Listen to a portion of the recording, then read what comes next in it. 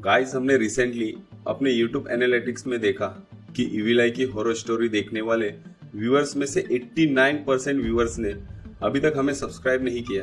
Guys, ये ratio हमें demotivate करने के लिए काफी है, बट हमारी मोटिवेशन तो सारी आपके सब्सक्राइब करने से ही आती है।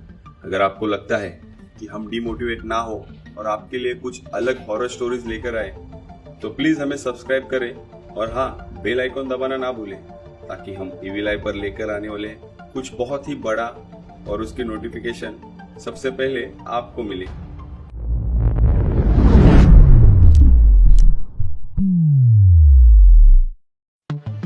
दिवाली के त्योहार में हॉस्टल की लगभग तमाम लड़कियां अपने अपने घर जा चुकी थी और हॉस्टल में गिनती की कुछ लड़कियां बच गई थी। उन्हीं में से एक लड़की थी ज्योति। उस रात ज्योति काफी देर रात पार्टी करके हॉस्टल लौटी थी और अपने कमरे के बाथरूम में अपना चेहरा धो रही थी। तभी अचानक बाथरूम की लाइट जलने बुझने लगी। कमबख्त बस फीस लेना जानते हैं, एक लाइट तक नहीं मरम्मत कर सकते। ज्योति लड़खड़ा रही थी, जिससे साफ पता पड़ रहा था कि वो नशे में है। तभी उसे एहसास हुआ कि सामने आईने में कोई खड़ा है और जैसे ही ज्योति ने सामने देखा तो उसे कोई नजर नहीं आया। ज्योति को लगा कि शायद उसने कुछ ज्यादा ही पी ली है और वह अपने चेहरे को पानी से धोने लगी। उसने जैसे ही टैप खोला, जोर से चीख पड़ी और बाथरूम से निकलकर भागी। लेकिन जैसे ही वो बाथरूम से निकली, वो किसी से टकराई और जिससे वो टकराई उसके चेहरे की तरफ जब उसने देखा तो ज्योति की बोलती बंद हो गई। उसके सामने एक लड़की थी जो पूरी तरीके से पानी में भीगी हुई थी। उसे देखकर साफ लग रहा था कि कोई इंसान तो नहीं है और ज्योति घबरा कर बोली, ये नहीं हो सकता। तुम यहाँ कैसे हो सकती हो? तुम तो... हाँ, मैं मर चुकी हूँ, या यूं कहो कि तुमने मुझे मार डाला है। अब तुम्हारी बारी है। उस लड़की के इतना कहते ही ज्योति को लगा जैसे उसका दम घुट रहा है और वह पानी में डूब रही हो। वह हाथ पैर मार रही थी, लेकिन उसे लग रहा था जैसे वह पानी में डूबती ही जा रही है और धीरे धीरे करके ज्योति की सांसें थम गई।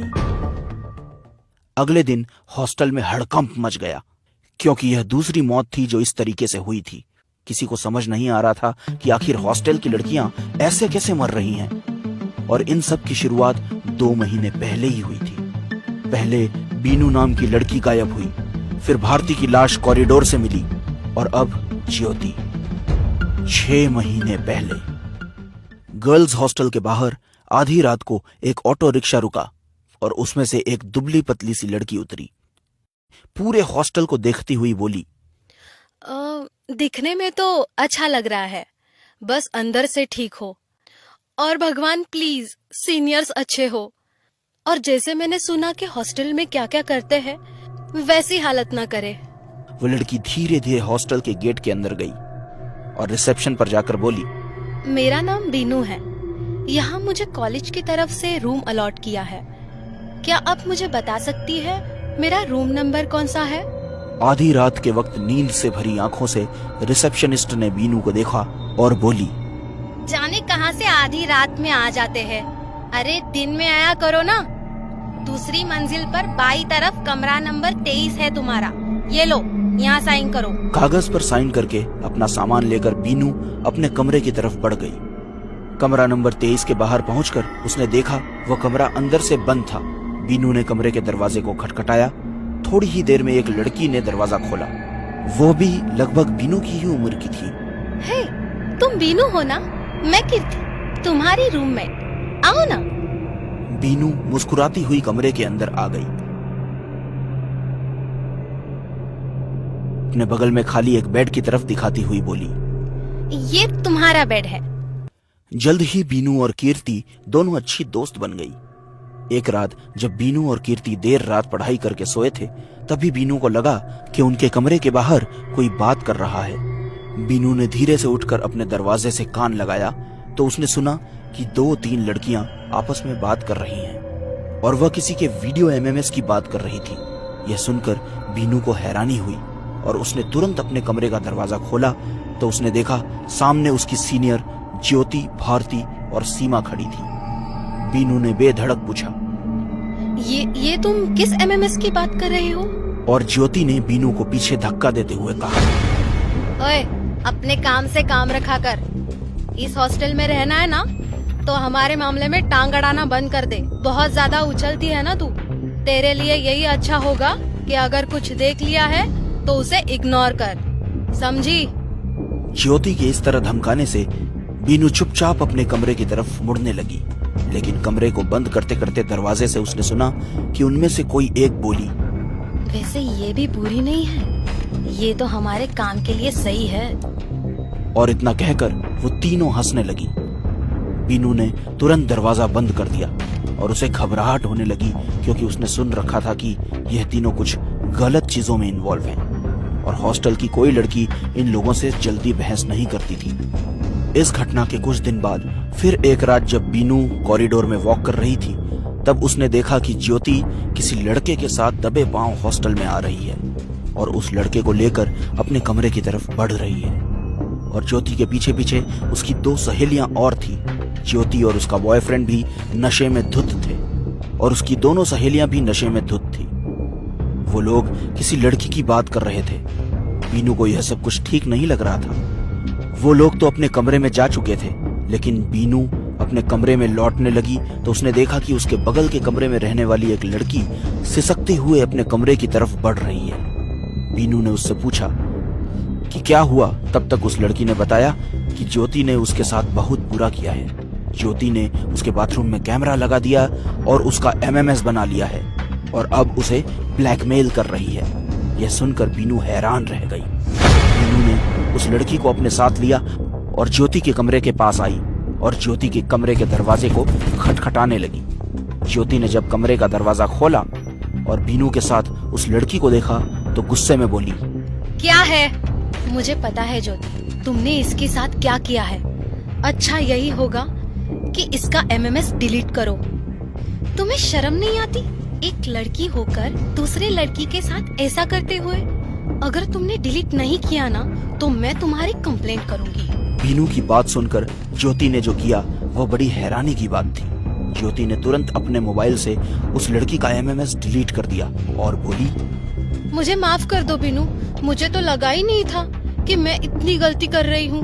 अगर तुमने मुझे एहसास नहीं दिलाया होता तो मुझे पता ही नहीं चलता कि मैं भी एक लड़की हूँ। लो, कर दिया वीडियो डिलीट।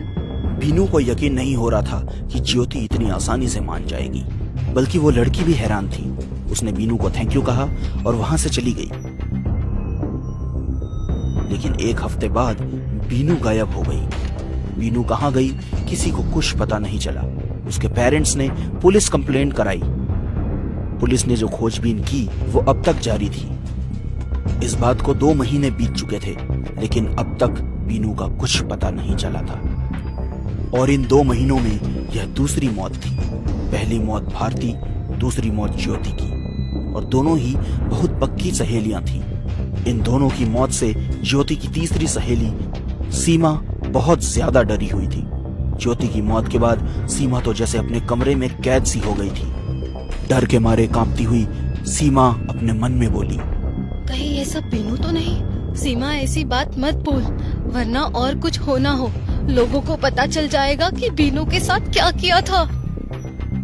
सीमा ने सोच लिया था कि वो हॉस्टल से चली जाएगी, वो कहीं और जाकर रहेगी। सीमा ने जल्दी जल्दी अपना बैग पैक किया और जैसे ही अपने कमरे से बाहर निकलने लगी, उसे लगा जैसे कि बाथरूम का नल खुला रह गया है। सीमा वापस बाथरूम की तरफ बढ़ी और उसने देखा तो वाकई में उस बाथरूम का नल खुला हुआ था और पानी बह रहा था। उसने बाथरूम का नल बंद किया और जैसे ही अपने कमरे में आई, सीमा के पांव जहां थे वहीं जम गए। सीमा ने देखा कमरे में ज्योति और भारती दोनों ही बैठे हुए थे और सीमा पर नजर पड़ते ही बोले, अरे सीमा, ये बैग क्यों पैक है? तुम कहीं जा रही हो क्या?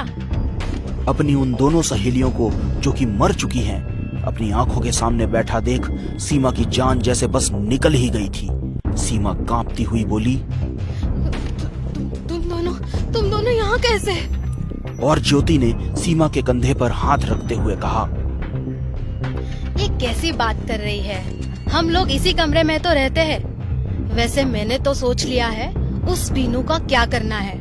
देखो, हम उसे पहले नशे की दवाई देंगे और मैं अपने बॉयफ्रेंड सैम को बोलूंगी वो मास्क लगाए और बीनू के साथ कुछ ऐसे वैसे वीडियोस बनाए जिसे देखकर बीनू के पैर के नीचे से जमीन खिसक जाए, और फिर उस MMS के थ्रू बीनू से हम पैसा कमाएंगे और साथ ही साथ हमें मुफ्त की नौकरानी भी मिलेगी और उस बीनू को अपनी औकात भी समझ आएगी ताकि हर बार वो हमारे रास्ते को ना काटे।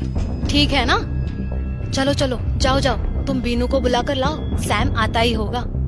मैं और भारती बाकी का सेटअप कर लेते हैं। ये देखो, कैमरा भी लेकर आई हूँ। सीमा डरती हुई बोली। ये तुम क्या कर रही हो? और ज्योति, जो अब तक एकदम नॉर्मल थी, उसकी आवाज एकदम से मर्दाना हो गई और बोली, क्यों? एक बार पहले भी तो तुम बीनू को बुलाकर लेकर आई हो, तो अब बुलाने में क्या एतराज है? मैंने कहा जाओ, बीनू को बुलाकर लेकर आओ। सीमा। ज्योति के साथ साथ भारती भी सीमा के बगल में आकर खड़ी हो गई और बोली, उस गुनाह में हम तीनों शामिल थे, उससे तुम कैसे बच सकती हो? तुमने क्या सोचा तुम बचकर निकल जाओगी? सीमा डरती हुई बोली, नहीं नहीं नहीं, तुम दोनों मेरे साथ ऐसा नहीं कर सकते। नहीं नहीं। इतना कहकर सीमा जोर जोर से चीखने लगी। उसकी आवाज बाहर कॉरिडोर तक गूंज रही थी। बाकी लड़कियां सीमा के कमरे में जमा हो चुकी थी। हॉस्टल की वार्डन ने जब आकर देखा तो सीमा पागलों की तरह चीख रही थी, चिल्ला रही थी और माफी मांग रही थी। वार्डन ने सीमा को संभाला और पूछा। तब सीमा ने डरते हुए राज खोले जो ज्योति और भारती के साथ मिलकर उसने बीनू के साथ किया था। सीमा ने बताया कि बीनू अक्सर ज्योति के रास्ते में आती थी और ज्योति ने उसे सबक सिखाने के लिए पहले तो उससे माफी मांगी और दोस्ती का हाथ बढ़ाया। उसके बाद एक रात अपने कमरे में बुलाकर उसे नशे में धुत किया और फिर अपने बॉयफ्रेंड सैम के साथ एक MMS बनवाया जिससे वो बीनू को बदनाम कर सके। इतना ही नहीं, जब बीनू नहीं डरी तब ज्योति ने MMS बीनू को डराने के लिए उसके फेसबुक पेज पर भी डाल दिया था, लेकिन फिर तुरंत डिलीट भी कर दिया। उसका मकसद सिर्फ इतना था कि बीनू डर के मारे पैसे भी दे और हमेशा ज्योति जो बोले वही करे। और ज्योति के साथ सीमा और भारती दोनों ही बराबर की हिस्सेदार थी, लेकिन बीनू डरी नहीं। उसने खुलेआम ज्योति को चुनौती दी और वह कंप्लेन करने भी आ रही थी, लेकिन उन्हें समझ नहीं आया कि वो क्या करें और ज्योति ने रूम में रखे फ्लावर वॉश को बीनू के सर पे मार दिया।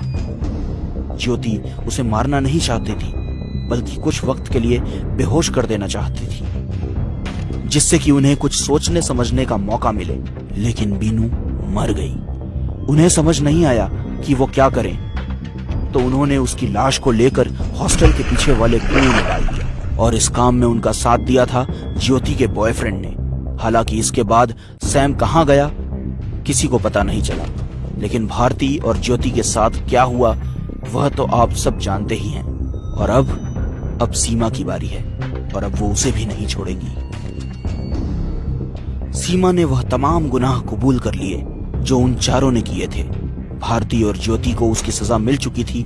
सैम का कुछ पता नहीं था, कोई नहीं जानता था वह जिंदा है या नहीं, लेकिन सीमा को पुलिस के हवाले कर दिया गया था। सीमा को उसके किए की सजा मिल चुकी थी, लेकिन बीनू ने उसका पीछा नहीं छोड़ा और अपने साथ हुए गुनाह के लिए उसे तब तक तड़पाती रही जब तक सीमा ने जेल की दीवार से अपने सर को पटक पटक कर अपनी जान नहीं दे दी।